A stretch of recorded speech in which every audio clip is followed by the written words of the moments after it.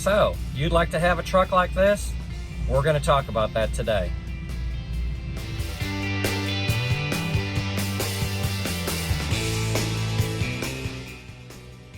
So guys, we've been in this truck for a little over a couple months now. Yeah. February 15th is when we got this truck, and man, I gotta tell you, we are still just as amazed with this truck today as we were the first day that we got it. Yeah.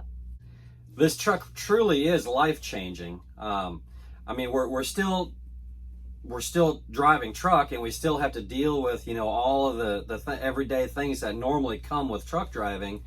It's just that Trish has corrected me a couple times in the way that I say this. It doesn't make it easier. No. But it makes it more comfortable. Yes, way more comfortable. Every time I see somebody walking across the parking lot with their backpack to go to the showers, I'm just like, wow. Yep. Thank God I do not have to do that anymore. It's so much easier just to walk into your own shower and walk up to your own sink and brush your teeth, and not have to brush your teeth out in public with the public as they're all staring like, what is she doing at that bathroom sink? You know, something that always amazed me too is, you know, nobody thinks about where a truck driver washes their dishes. You know, and I guess you could bring a little pan with you, you know, a little wash pan, you know, and wash them up in the truck yourself.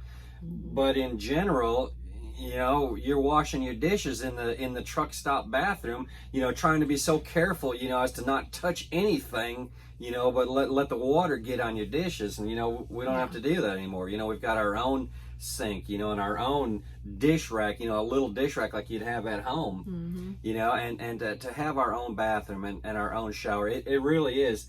I'm still gonna say it. I mean, it's life changing. Yeah, everybody says life changing, but you know, it really is. It really is. It's there's a peace with this, knowing that you don't have to.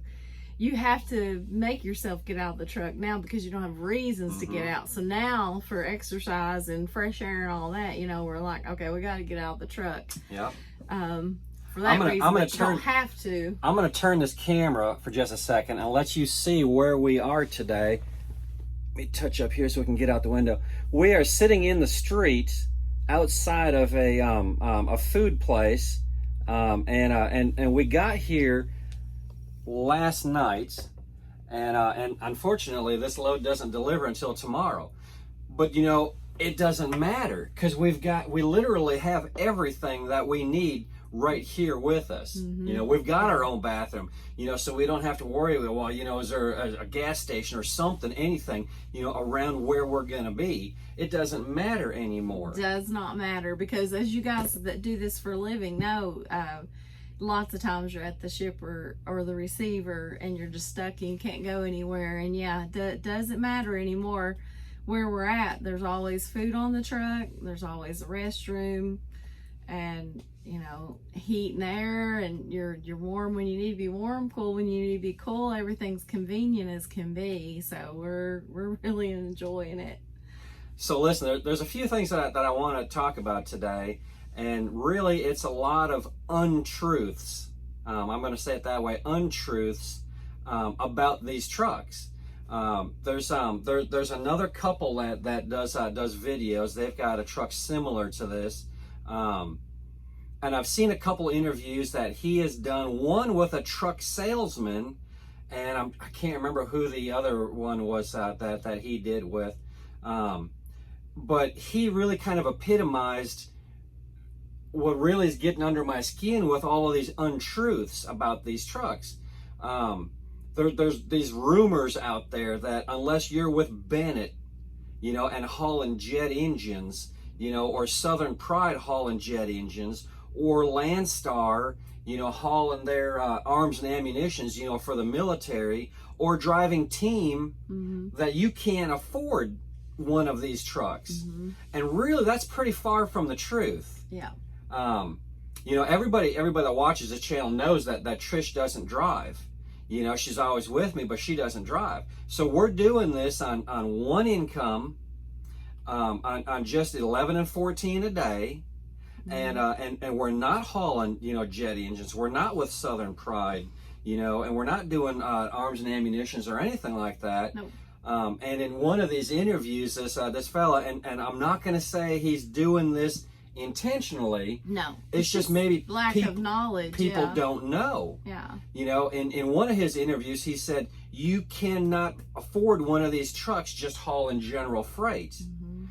Well, what are we doing? Yeah, we're hauling general freight. You know? We're hauling general freight. And we're not living out here for months at a time. That's which is another thing. Misconception. Yeah, they'll say that you've got to be out there for weeks and weeks and weeks or months at a time. People to be able say to that to us. Yeah. You know, already. You know. Well, how often are you guys home? You know, we'll tell them, well, when we're do you home. ever get to go home? We're home every 2 weeks, and they're like, what? Really? And then we're usually home 5 to 7 days once we get there. Yeah.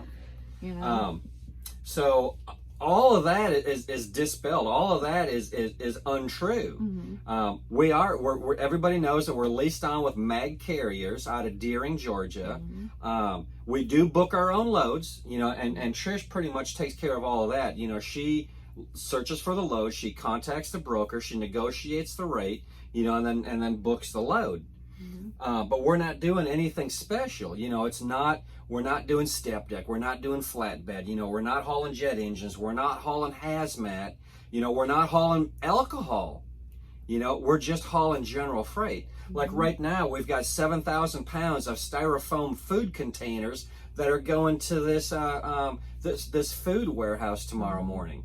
You know, but there are a couple keys to this here. Yeah. We are on percentage. Yeah. And like with the company that we were with before, we were on percentage too, but we were getting only 67% of the line haul rate, which, I mean, still isn't bad, but that 67% to the driver still means that the company's keeping 33%. Yeah. With the company that we're with right now, with MAG, they're only keeping 10%. Mm-hmm. So we're keeping 90%. So that in itself is key. Yeah.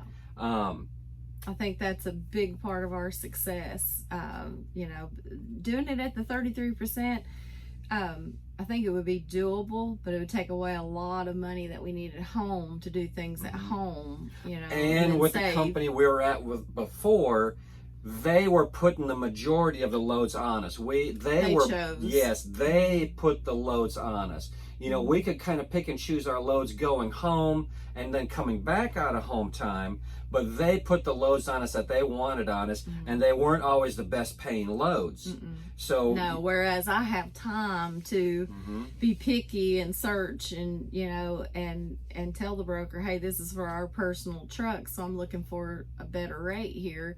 You know, and I have time to choose and not just take the first load I see because I'm trying to book for, you know, 200 drivers. Right. I have one. Right. So. You know, with the other company, you know, they literally, you know, had hundreds of drivers that they were looking for these loads for.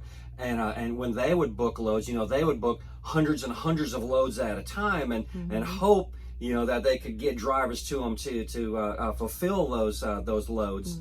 But they weren't looking for the best rate, you know, or the best times and stuff like that. You know, so Trish, we've got that advantage there. You know, I can't deny that. Yeah. You know, Trish, you know, can devote a lot of time to this, you know, for looking for those good loads, those better playing loads. But then on the flip side of that too, I don't think that you could pay for one of these trucks getting paid by the mile. You know, where a company's paying you so many cents per mile. It probably would be tough. It would be hard. You know, even if you were getting your 3,000 to 3,500 miles a week, I think it would be harder. I think, again, like I said earlier, it's going to take away money that you need to pocket for home or that you need to put back into the business. It's going to make things tight. Yeah. You know, I wouldn't say that was impossible either, but it's gonna make it tight. It's gonna make it a little tougher. Yeah, and I'm sure there are better things than we know about. And of course, you know, getting your own authority, running under your own authority, and not giving away, you know, any percentage. You know, it's probably going to be the best case scenario and what we're hoping to do later down the road. There's a couple that's friends of ours, and they have a friend of theirs that has access to some different specialty loads. It's still dry van, but it's moving entertainers and doing shows and stuff like that. And from what we understand, those loads do pay really good. But then you're kind of tied to that schedule. I mean, can you imagine going on tour with Brad Paisley? I'm just picking somebody, going on tour with Brad Paisley. What kind of schedule you'd have to be on, but with this guy, he you can take him or leave him. You can do some. There's a little more freedom in it than that. Again, freedom is the key right there. If you can get on, if you're going to lease onto somebody else and you're not running under your authority, run under somebody like Mag that's keeping that small percentage. There are more companies out there. We know one other guy, he keeps 20%, and we've heard of some other things that are out there and they only keep 10%. We haven't checked into them, but Mag for sure. I can tell you not to plug Mag by any means. No, plug Mag. Plug Mag. We're not even trying to plug them, but listen, we've been with Mag since it's working for us, and yes, like I say, there's more money to be made, I'm sure. And when we get our own authority, I'm sure you're gonna pocket more money that way. But somebody only keeping 10% compared to somebody's been keeping 33%. It's a night and day difference. We've been able to save a whole lot more, and we have already, and I think a lot of it is because we're getting to choose our own loads because we have a little more control. We have already exceeded our best year with the other company.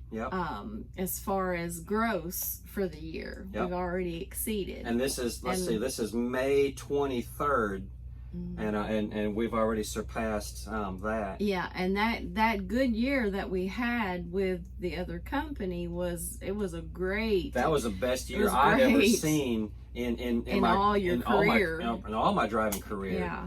And we're already going and we're past exceeding it. And I think a lot of it has to do with the control.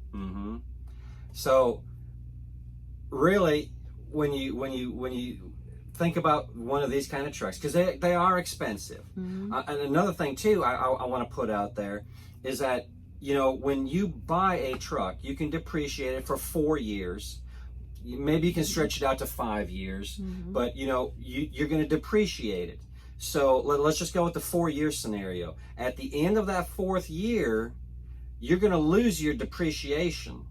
So that truck is going to go, and you're going to get another truck. So don't look so much at the purchase price of this truck. Can it fit into your monthly budget, and are you with a company that can help you support this? And just go from there. But guys, listen, there's a lot of untruths out there, about these trucks. We'd be glad to answer any kind of questions that anybody has. What we've learned so far. And like Trish said, there's probably better out there that we don't know about right now. But guys, send us your comments. We'd like to dispel anything that untruths that you've heard of. And guys, just stay tuned. Thank you all for subscribing. If you haven't already, hit that subscribe button. Send us some comments. Throw us up your likes. And guys, I guess that's it for right now. Y'all take care and be safe out there. Bye, guys. See y'all.